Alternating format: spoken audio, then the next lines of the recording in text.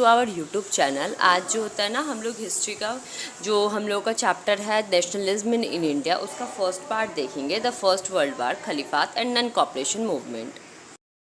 देखिए, सबसे पहले द फर्स्ट वर्ल्ड वार, इस टॉपिक में ना हम लोग तीन चीज़ के बारे में पढ़ेंगे। सबसे पहले फर्स्ट वर्ल्ड वार के बारे में पढ़ेंगे, खलीफात के बारे में पढ़ेंगे और नॉन कॉपरेशन मूवमेंट के बारे में पढ़ेंगे। In the year after 1919 we see that the national movement spreading new areas and incorporating new social group and developing new modes of struggle. देखिए, जब हम लोग देखेंगे ना आफ्टर 1919 के बाद का जो टाइम देखेंगे ना, तो उस टाइम हम लोग को ये देखने के लिए मिलेगा कि ये जो नेशनलिज्म का जो फीलिंग था ना, ये जो नेशनल मूवमेंट था ना, इंडिया के अलग अलग पार्ट में अलग अलग तरीके से स्प्रेड हो रहा था, जिसको अलग अलग सोशल ग्रुप के लोग जो थे ना इसको ज्वाइन कर रहे थे, और सबका जो मोड ऑफ स्ट्रगल था वो डिफरेंट था। तो first of all war created a new economic and political situation. सबसे पहले जो फर्स्ट वर्ल्ड वार हुआ था ना, उससे हर कंट्री को इफेक्ट पड़ा था, जितना भी कंट्री है सबको इफेक्ट पड़ा था फर्स्ट वर्ल्ड वार से। ठीक है, तो फर्स्ट वर्ल्ड वार जो था ना, वो इकोनॉमिक और पॉलिटिकल सिचुएशन क्रिएट कर दिया था। It led to huge increase in defense expenditure, which was financed by a war loan, and increasing taxes, custom duties were raised and income tax introduced. जो defence के जो expenditure थे ना, उनको पूरा करने के लिए जो युद्ध हो रहा था, तो वहाँ पे आर्मी की डिमांड्स को पूरा करने के लिए अलग अलग तरीके का ना टैक्स वगैरह जो था ना इम्पोज किया जाने लगा। ठीक है, अलग अलग टैक्स वगैरह लगाया जाने लगा, सब चीज़ों का दाम डबल कर दिया गया। Through the war year, price increased doubling between 1913 and 1918. अगर हम लोग यूथ के पीरियड का बात करें तो उस समय जो प्राइस था ना वो एकदम डबल हो गया था। हर चीज़ का जो प्राइस है ना वो डबल हो गया था 1913 से लेके 1918 में ना। 5 सालों में, जैसे पहले मानिए सरसों तेल 10 रुपये का आता था, तो इस 5 साल में ना वो सरसों के तेल का दाम जो था ना वो डायरेक्ट दोगुना हो गया था, मतलब 20 रुपया हो गया था। Leading to extreme hardship for a common people, जिससे जो आम जनता थी ना उनके लाइफ चला पाना, मतलब उनको सर्वाइव कर पाना काफ़ी ज़्यादा मुश्किल हो रहा था। Village were called upon supply soldier and forced recruitment in rural area caused widespread anger. लोगों को ज़बरदस्ती, जो गांव के जो नौजवान लोग थे उनको ज़बरदस्ती क्या किया जा रहा था, आर्मी में भर्ती किया जा रहा था। अगर वो नहीं भी चाहते थे तो भी क्या किया जा रहा था, उनको फोर्सफुली आर्मी में एडमिट किया जा रहा था। Then in 1918 and 1919, 1920 and 1921, crop failed in many part of India, resulting acute shortage of food. 1990, 1920 और 1921 में ना जो फसल था ना वो इंडिया के बहुत सारे पार्ट में जो फसल बर्बाद हो गया था, सूखा पड़ने के कारण जो फसल था वो ना अच्छा से उपज नहीं पाया था, फसल पूरा तरीके से बर्बाद हो गया था। There was accompanied by a influenza epidemic. इसके कारण क्या हुआ, एक तरह की बीमारी फैल गई, एपिडेमिक नाम की बीमारी फैल गई, लोग जो थे ना वो भूखे मरने लगे। According to the census of 1921, 12 to 13 million people subsided as a result of famine and the epidemic. अगर एक आंकड़े की बात करें तो 1921 में 12 से 13 मिलियन लोग जो थे ना वो भूख के कारण, भूखमरी के कारण और एपिडेमिक के कारण जो थे ना मारे गए। और जैसे ब्रिटिश जो थे ना वो इन सारे चीज़ों पे कोई भी, मतलब किसी भी तरीके का कोई एक्शन नहीं ले रहे थे, ना तो लोगों का वो डिमांड्स पूरा कर रहे थे, ना ही वो लोगों को खाना प्रोवाइड करवा पा रहे थे। तो इन सारे चीज़ों पे ब्रिटिश जो थे ना वो किसी भी तरीके का कोई भी एक्शन नहीं ले रहे थे। People hoped that their hardship would end after the war was over, but this did not happen. लोगों को ये बात की उम्मीद थी, क्योंकि ना ब्रिटिश ने ना जो आम जनता था उनसे प्रॉमिस किया था कि अगर वो उनको युद्ध जिताते हैं, जो इंडियन के लोग हैं जब उनको युद्ध जिताते हैं तो ब्रिटिश जो है ना उनके कंट्री को छोड़ देंगे और ना इक्वल राइट्स वगैरह सबको प्रोवाइड करवाएंगे। ठीक है, उनके कंट्री को छोड़ देंगे। ठीक है, तो इस चीज़ को लेकर ना लोगों को ये उम्मीद था ना कि एक बार जब ये युद्ध ख़त्म हो जाएगा तो उनका जो ये मुश्किल का पीरियड चल रहा है, मुश्किल लाइफ का पीरियड चल रहा है, ये ख़त्म हो जाएगा। At this stage, a new leader approved and suggested new mode of struggle. लेकिन ऐसा कुछ भी नहीं हुआ। ब्रिटिश ने अपने किसी भी प्रॉमिस को फुलफिल नहीं किया, ना ही ब्रिटिश ने ये किया कि ना लोगों के डिमांड्स को पूरा करने के लिए कुछ भी किया, ना ही जो था युद्ध के ख़त्म हो जाने के बाद कंट्री में उन लोगों को वापस से वही सम्मान मिला, ऐसा कुछ भी नहीं किया। तो जो नए लीडर्स थे ना वो क्या सोचने लगे कि अब जो होता है ना हम लोग ना एक अलग मोड ऑफ स्ट्रगल डेवलप करेंगे, मतलब स्ट्रगल का जो है ना एक पूरा डिफरेंट मोड ऑफ ये करेंगे, डिस्कवर करेंगे, जिसके सामने ब्रिटिश को झुकना ही पड़ेगा। तो अलग अलग मोड ऑफ स्ट्रगल डेवलप हुए जिसमें अलग अलग सोशल ग्रुप, बिजनेस क्लास के लोग, अलग अलग स्टूडेंट्स वगैरह सब ज्वाइन करने लगे। कल करे सो आज करे सो अब, पल में परलय होएगी, वीडियो लाइक करेगा। यहाँ पे जो सत्याग्रह वर्ड होता है ना तो उसका बेसिकली मतलब क्या होता है? सत्याग्रह जो होता है ना दो वर्ड से मिलकर बना है। सत्या का मतलब होता है सच और ग्रह का मतलब होता है आग्रह करना, मतलब सच के लिए आग्रह करना।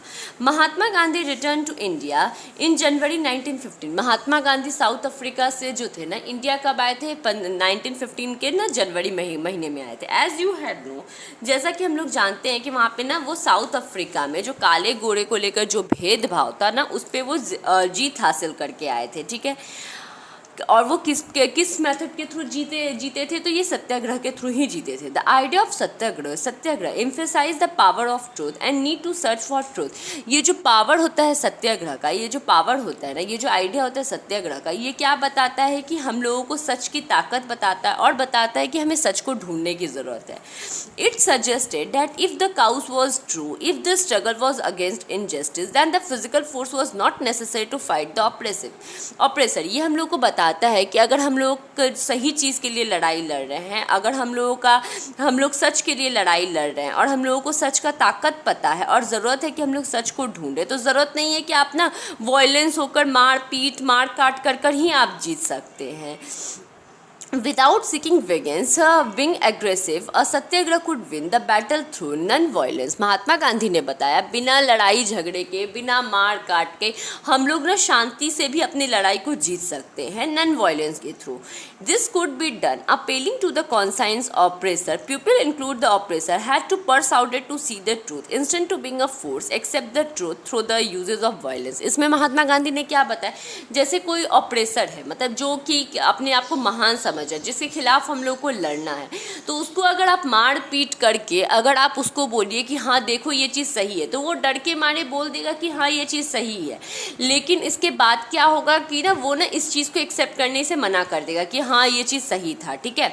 लेकिन अगर वो अपने आँख से देखे कि हाँ ये चीज़ सही है, तो वो पूरे ज़िंदगी में नहीं भूलेगा कि ये चीज़ गलत, कभी नहीं बोलेगा कि ये चीज़ गलत है। तो महात्मा गांधी ने वही बताया था कि हिंसा होकर किसी से मारपीट करने से अच्छा है कि हम लोग शांति से अपनी लड़ाई को लड़ सके। By this struggle, truth was ultimate. Truth was bound to ultimate triumph. Mahatma Gandhi believed that dharma of non-violence could unite all Indian.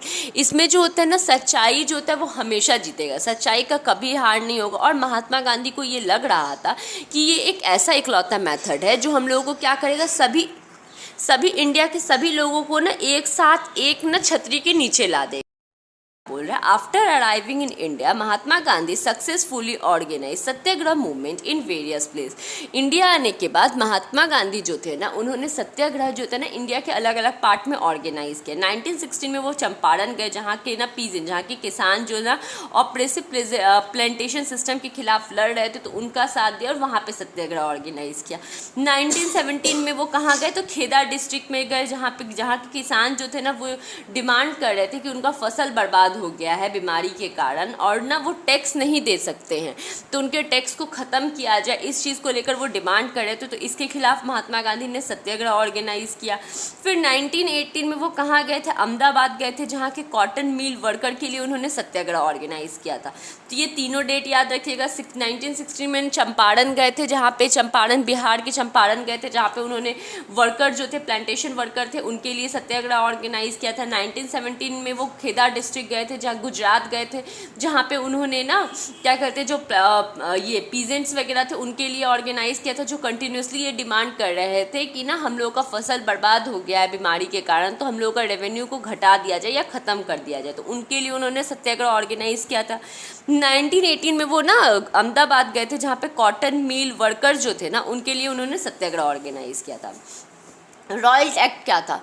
Simple एक बात बताते हैं। रॉयल एक्ट जो था ना एक तरीके का ना ब्रिटिश का एक ब्रूचुअल फेस था, जो ये बात दिखाता था कि ब्रिटिश जो थे ना उस समय के लोगों पे कितना क्रूरता दिखाते थे। रॉयल एक्ट एक तरह का एक्ट था जिसको पास किया गया था ब्रिटिश के द्वारा, जिसमें क्या बताया गया था कि अगर कोई इंसान, अगर कोई इंडियन आदमी पे ब्रिटिश को शक है कि ये जो होता है ना हम लोगों के खिलाफ किसी तरीके का साजिश कर रहा है, तो बिना प्रूफ के, बिना किसी जांच पड़ताल के ब्रिटिश जो है ना उसको ना 2 से 3 साल तक जेल में रख सकती है, और 2 से 3 अगर उसके खिलाफ प्रूफ मिल गया तो उसको फांसी पर पहुंचाया जा सकता है। Emboldened with the success, Gandhi ji decided in 1919 to launch a nationwide satyagraha against the proposed of Royal Act। इन सारी जब सत्याग्रह उन्होंने देखा कि सारे लोग सत्याग्रह को फॉलो कर रहे हैं और सत्याग्रह पे जीत हो रही है, तो उन्होंने 1919 में ये बात डिसाइड किया कि वो ना अब एक नेशन वाइड सत्याग्रह लॉन्च करेंगे, मतलब पूरे इंडिया में ऐसा सत्याग्रह लॉन्च करेंगे जो पूरे इंडिया के हर इंसान उसको ज्वाइन करे। This act was hurriedly passed through the imperial legislative council despite the united opposition of the Indian member. ये जो एक्ट था ना ये कहाँ से पास हुआ था आपका? तो कहाँ से पास हुआ था आपका? एक सेकेंड देखिए, इम्पेरियल लेजिस्लेटिव काउंसिल के द्वारा क्या हुआ था ना, ये एक्ट पास किया गया था। ठीक है, इसमें क्या बोला, देखिए सबसे पहले क्या बोल रहा है, ये लॉ जो होता है वो किसके द्वारा पास किया गया था? तो इम्पेरियल लेजिस्लेटिव काउंसिल के द्वारा पास किया गया था, जो इंडियन के मेंबर को करना विरोध करता था। It give the government enormous power to repress political activities and allow detention of political prisoner without trial of 2 years। वही चीज़ बोल रहा है कि ये जो ब्रिटिश गवर्नमेंट को ये पावर प्रोवाइड कर दिया था कि बिना किसी जांच पड़ताल के, बिना किसी नियम कानून के आप जो होता है ना किसी भी इंसान को अंदर रख सकते 2-3 साल के लिए। तो महात्मा गांधी जो थे ना इसी चीज़ के लिए आवाज़ उठाए थे और उन्होंने ये किया था कि नन वायलेंस के थ्रू सिविल डिसओबीडियंस लॉन्च किया था ऐसे लॉ के खिलाफ, जो कि एक ना 6 अप्रैल के एक हड़ताल से स्टार्ट होने वाला था। Rallies were organized in various cities. Workers went on strike in railway workshop and the shop closed। बहुत सारे शहरों में रैलीज ऑर्गेनाइज किया गया। वर्कर्स जो थे ना वो क्या करने लगे, हड़ताल पर चले गए, शॉप जो था वो बंद कर दिया गया। Alarmed by the popular upsurge and scarce line of communication such as the railway and telegraph would be disturbed, British administration decide to clamp down and on nationalist. British government इस चीज़ से डर गई कि कहीं हम लोगों का जो कम्युनिकेशन है वो पूरी तरीके से ख़राब ना हो जाए, तो उन्होंने क्या किया ना, ये जो नेशनलिस्ट थे ना तो इनका ना विद्रोह करना स्टार्ट कर दिया। Local leader were pick up from Amritsar and Mahatma Gandhi was ban from entering Delhi. Local leaders को उठा लिया गया अमृतसर से, मतलब उनको ना जेल में डाल दिया गया। महात्मा गांधी पर बैन लगा दिया गया कि वो दिल्ली नहीं आएंगे। ऑन 10 अप्रैल पुलिस जो थे ना, जो शांति से जो लोग जो थे ना हड़ताल कर रहे थे, उन पे क्या किया ना, गोलियां चला दी। Martial law imposed by the general Dyer command. Martial law लगाया गया जनरल डायर कमांड्स के द्वारा, जो है ना मार्शल लॉ इम्पोज्ड किया गया। ऑन 13 अप्रैल को जलियांवाला बाग इंसिडेंट हुआ। इस दिन पे ना, ऑन दिस डे, इस दिन में ना जो बहुत ज़्यादा अमाउंट में लोग जो थे वो कहाँ गए थे, जलियांवाला बाग गए थे। कुछ लोग जो था वो गवर्नमेंट के इस पॉलिसी के खिलाफ विरोध दिखाने गए थे क्योंकि मार्शल लॉ लगा था। मार्शल लॉ का मतलब क्या होता है कि एक साथ 4 आदमी 5 आदमी से ज़्यादा खड़ा नहीं हो सकता है, लोग झुंड बना के नहीं घूम सकते। तो कुछ लोग तो इस चीज़ का विरोध दिखाने के लिए गए थे और कुछ लोग वैशाखी मेला में आए थे। जो बहुत सारे लोग उसमें ऐसे थे जो गांव कस्बे से बिलोंग करते थे, जिनको मार्शल लॉ के बारे में कुछ भी नहीं पता था। तो जनरल डायर क्या किया, एक एरिया से इंटर किया और ब्लॉक कर दिया। उसके एक ही पॉइंट था जलियांवाला बाग में निकलने का, उस एरिया को ब्लॉक कर दिया और अधुंधा गोली चलाने लगा। ठीक है, जिसमें सैकड़ों की संख्या में लोग मारे गए। और इससे क्या हो गया ना, लोगों के मन में ना हिंसा बढ़ गया कि ना इसने ऐसा किया तो अब हम लोग जो होता है ना इसके खिलाफ आगे जो होता है ना इसके अगेंस्ट में कुछ करेंगे। तो लोगों के मन में हिंसा बढ़ने लगा। न्यूज़ ऑफ जलियांवाला बाग, जैसे जैसे जलियांवाला का बाग का न्यूज़ जो होता है ना अलग अलग पार्ट में फैलने लगा, तो लोग जो थे ना नॉर्थ इंडिया के जो लोग थे ना वो सड़कों पर उतर के विरोध करने लगे। दे वेयर स्ट्राइक, लोग स्ट्राइक करने लगे, पुलिस पे मारपीट करने लगे, गवर्नमेंट बिल्डिंग पे अटैक करने लगे। The government respond with a brutal repression. Government जो होता है ना इन सारी चीज़ों पर ना काफ़ी ज़्यादा ना मतलब गुस्सा हो गया। सीइंग टू ह्यूमिलेट, लोगों को ये ना मानवता का अंत करने के लिए उसने क्या किया, ये सारे लोगों को ना एज अ टेररिस्ट टेररिस्ट नाम दे दिया। सत्याग्रही को फोर्स किया जाता था कि आप ज़मीन पर नाक रगड़िए, ज़मीन पर नाक रगड़िए, जो भी जितने भी ब्रिटिश के ऑफिसर आ रहे हैं उनको सैल्यूट कीजिए। तो ये सब क्या किया जाने लगा, एक ब्रूचुअल रिप्रेशन शो करने लगा ब्रिटिश का, ठीक है। और ना बहुत सारा जो लोग जो थे ना, बहुत सारा जो घर वगैरह था, कस्बा वगैरह था, गुजरानवाला जो था ना, पंजाब में एक जगह, एक गांव था उस टाइम का, अभी ये पाकिस्तान में पड़ता है। तो उसके ना वहाँ पे क्या किया जाने लगा, तो बम गिराया गया, ठीक है। इन सारी चीज़ों को देखते हुए जब महात्मा गांधी ने देखा कि उन्होंने जो ये शांति से जो लॉन्च किया था मूवमेंट, ये जो था धीरे धीरे हिंसा का प्रतीक होते जा रहा है, तो उन्होंने इस मूवमेंट को क्या किया, वापस ले लिया। ये जो सिविल डिसओबीडियंस मूवमेंट था, तो उन्होंने इस चीज़ को वापस ले लिया।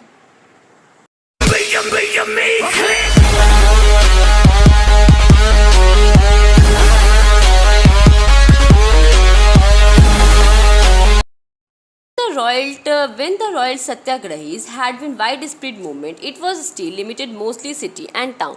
ये जो रॉयल सत्याग्रह था ना, ये मूवमेंट बहुत बड़ा था, लेकिन फिर भी ये कुछ शहरों और कस्बों तक ही लिमिट था। महात्मा गांधी को अब ऐसा फील होने लगा कि अब कोई भी मूवमेंट जो होता है ना, अब वो ऐसा मूवमेंट लॉन्च करेंगे जिसमें इंडिया का हर इंसान पार्टिसिपेट करे। लेकिन ऐसा कोई भी मूवमेंट जो होता है ना, वो बिना हिंदू और मुस्लिम को साथ लाए बिना नहीं हो सकता था। लेकिन इस चीज़ से निकलने के लिए ना उन्होंने खलीफात इशू का सहारा लिया। फर्स्ट वर्ल्ड वार खत्म हो चुका था और ऑटोमन तुर्की जो था ना, वो हार चुका था। और ऐसा र्यूमर फैला था, अफवाह फैला था कि काफ़ी कठिन पीसी ट्रिटी जो होता है ना, जो शांतिनामा पत्र होता है ना, उस पर साइन करवाया गया और ऑटोमन एम्पायर पर इम्पोज किया गया है, जो कि इस्लामिक वर्ल्ड का हेड था, खलीफा का जो इस्लामिक वर्ल्ड का हेड था। तो to defend the Khalifa imperial power को हटाने के लिए खलीफात कमेटी का फॉर्मेशन किया गया बॉम्बे में 1919। इसमें जो यंग जनरेशन के जो लीडर थे, मुस्लिम लीडर, जिनका नाम था मोहम्मद अली और शौकत अली, इन्होंने महात्मा गांधी से बात की। तो डिस्कस किया कि इसके लिए अब क्या किया जाए। तो गांधी जी ने देखा कि यही एक अपॉर्चुनिटी है जिसमें हिंदू और मुस्लिम को साथ लाया जा सकता है। तो उन्होंने ना एट द कलकत्ता सेशन में ना, उन्होंने क्या किया, कांग्रेस को 1920 में ना उन्होंने ना एक सक्सेसफुली सत्याग्रह लॉन्च किया, जो कि किसके खिलाफ था, जो खलीफात को सपोर्ट कर रहा था। Why non cooperation, non cooperation का मतलब होता असहयोग। देखिए, महात्मा गांधी जो थे ना, वो अपने एक फेमस बुक हिंद स्वराज में उन्होंने एक बात लिखा था कि क्यों है, क्योंकि ब्रिटिश को हम लोग कॉर्पोरेट कर रहे हैं, ठीक है, हम लोग ब्रिटिश का सहयोग कर रहे हैं कि हाँ उसके हर चीज़ को हम लोग मान रहे हैं, इसलिए हम लोगों की कंट्री में है वो। If Indian refuse to cooperate, अगर इंडिया के लोग ना मना कर दें उनका सहयोग करने से, तो ब्रिटिश रूल जो था ना कुछ ही साल में वो इंडिया से चला जाएगा। How could non cooperation movement become a movement, non cooperation movement जो था वो एक मूवमेंट कैसे बना। Gandhi ji power the move propose the movement should unfold in a stage. Gandhi ji ने ये प्रस्ताव रखा कि ये मूवमेंट जो था एक स्टेज पे होना चाहिए। It should be begin with the surrender of titles that the government awarded and a boycott to civil service, army, police, court and legislative council, school and foreign good. Mahatma Gandhi ने ना लोगों को ये समझाया कि जितना भी ब्रिटिश का साइन वाला चीज़ है, चाहे वो स्कूल हो, कॉलेजेस हो, ऑफिस हो, रेलवे हो, जितना भी ब्रिटिश के साइन वाला चीज़ है, सब चीज़ का हम लोगों को विरोध करना है। Then in the case of government use repression, full civil disobedience movement campaign would be launch. फिर महात्मा गांधी ने ना पूरा सिविल डिसओबीडियंस मूवमेंट जो होता है ना वह लॉन्च किया, जिसमें वो क्या करना था, ब्रिटिश की किसी भी चीज़ का यूज़ नहीं करना था। थ्रू द समर 1920 में ना महात्मा गांधी और शौकत अली ने उन्होंने ना बहुत सारा टूर किया इस मूवमेंट को प्रमोट करने के लिए। Many within the Congress were however concern about the proposal. बहुत सारे जो लोग थे कांग्रेस के, वो ना इस चीज़ को लेकर डरे हुए थे। They were reluctant to boycott the council election schedule for a November 1920 and they feared that the movement might lead to popular violence। वो पहला किस लिए डरे हुए थे कि जो नवंबर में जो इलेक्शन होने वाला है उस चीज़ को लेकर डरे हुए थे कि कैसे बहिष्कार करें। दूसरा वो इसलिए डरे हुए थे कि ये मूवमेंट कहीं वायलेंस ना हो जाए, हिंसा ना ले ले। इन द मंथ बिटवीन सितंबर से लेकर दिसंबर तक के बीच में कांग्रेस में काफ़ी खींचातानी चलती रही, लेकिन उसके बाद में ना एक ना मीटिंग हुआ उन लोगों के बीच में, और लास्टली दिसंबर 1920 में ना कांग्रेस सेशन एट नागपुर में ये बात पे साइन कर दिया गया कि वो लोग भी क्या करेंगे, बहिष्कार करेंगे, इलेक्शन का बहिष्कार करेंगे। अब ये मूवमेंट वापस कैसे आया, किन लोगों ने इस पर पार्टिसिपेट किया, क्या था उनका मेन मोटिव था, तो ये सब हम लोग आगे देखेंगे।